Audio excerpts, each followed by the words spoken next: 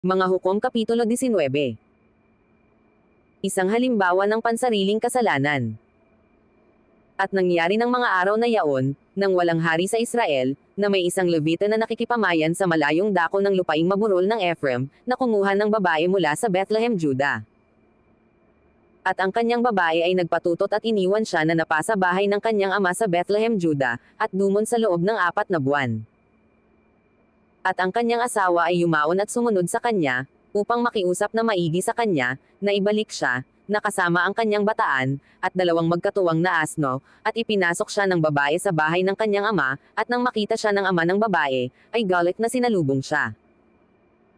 At pinigil siya ng kanyang biyenan, ng ama ng babae, at siya'y tumahang kasama niya na 3 araw, sa gayoy sila'y nagkainan at naginuman, at tumuloy roon.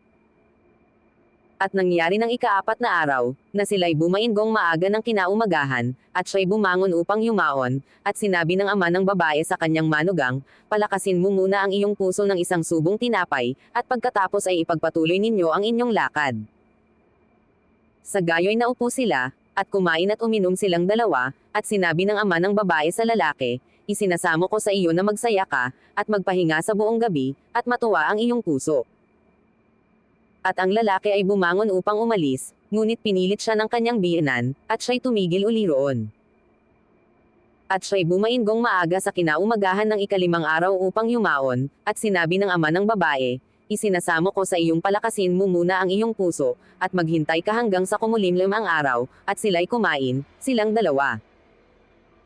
At nang tumindig ang lalaki upang yumaon, siya, at ang kanyang babae, at ang kanyang bataan, ay sinabi ng kanyang biyenan, na ama ng kanyang babae, sa kanya, narito, ngayoy ang araw ay gumagabi na, isinasamo ko sa inyong magpahinga sa buong gabi, narito, ang araw ay nanano, tumigil dito, upang ang iyong puso ay sumaya, at bukas ay yumaon kayong maaga sa inyong paglakad, upang makauwi ka.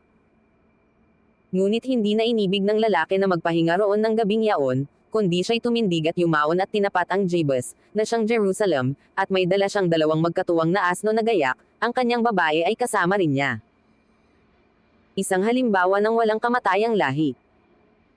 Nang sila'y nasa tabi na ng Jebus, ang araw ay nanano, at sinabi ng bataan sa kanyang Panginoon, isinasamo ko sa iyo na halina, at tayo'y lumiko sa bayang ito ng mga Jebuso, at tumigil dito. At sinabi ng kanyang Panginoon sa kanya, hindi tayo liliko sa bayan ng iba, na hindi sa mga anak ni Israel, kundi dadaan tayo sa Gaba. At sinabi niya sa kanyang alipin, halina at tayo'y lumapit sa isa sa mga dakong ito, at tayo'y titigil sa Gaba o sa Rama. Sa gayo'y nagdaan sila at nagpatuloy ng kanilang paglakad, at nilubugan sila ng araw sa malapit sa Gaba, na nauukol sa Benjamin. At sila'y lumiko roon, upang pumasok na tumigil sa Gaba, at sila'y pumasok, at naupo sila sa lansangan ng bayan, sapagkat walang taong magpatuloy sa kanila. At, narito, may umuwing isang matandang lalaki na galing sa kanyang paggawa sa bukid sa paglubog ng araw, ang lalaking ay tagalupaing maburol ng Ephraim, at nakikipamayan sa Gaba, ngunit ang mga tao sa dakong yaon ay mga Benjamita. At itinangin niya ang kanyang mga mata, at nakita niya ang naglalakbay sa lansangan ng bayan, at sinabi ng matandang lalaki, saan ka paroroon? At saan ka nanggaling? At sinabi niya sa kanya, kami ay nagdadang mula sa Bethlehem, Juda na patungo sa malayong dako ng lupaing maburol ng Ephraim, tag-aron ako at ako'y nap-Aaron sa Bethlehem, Juda, at ako'y pasasabahay ng Panginoon, at walang taong magpatuloy sa akin.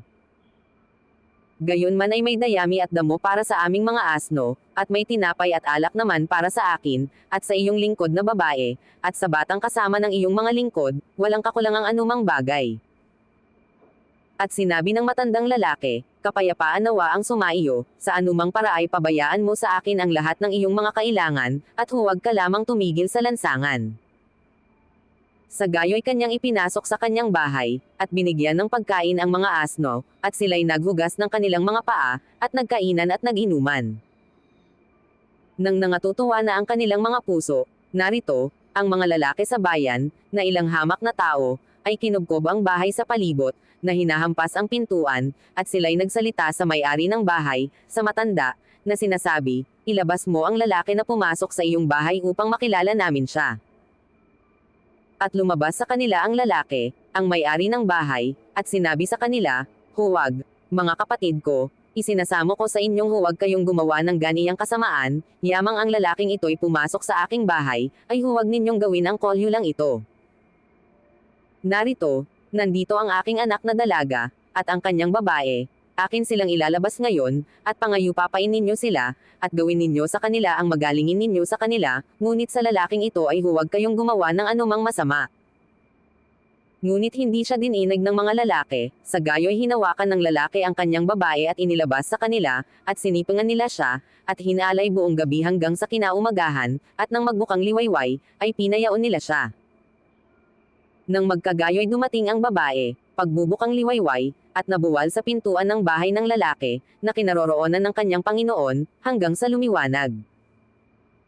At bumangon ang kanyang Panginoon ng kinaumagahan, at ibinukas ang mga pinto ng bahay, at lumabas na nagpatuloy ng kanyang lakad, at, narito, ang babae na kanyang kinakasama ay nakabuwal sa pintuan ng bahay, na ang kanyang mga kamay ay nasa tayuan. At sinabi niya sa kanya, bumangon ka, at tayo na, ngunit walang sumagot, nang magkagayo'y kanyang isinakay sa asno, at ang lalaki ay bumangon, at napasa kanyang dako. At nang siya'y pumasok sa kanyang bahay, ay kumuha siya ng isang sandang, at itinaga sa kanyang babae, at pinagputol-putol siya ayon sa kanyang buto, ng 12 putol, at ipinadala siya sa lahat ng hangganan ng Israel. At nangyari, na lahat ng nakakita ay nagsabi, walang ganitong gawang ginawa o nakita man mula sa araw na umahan ang mga anak ni Israel na mula sa lupain ng Ehipto hanggang sa araw na ito, kayo'y magdili-dili, pumayo, at magsalita.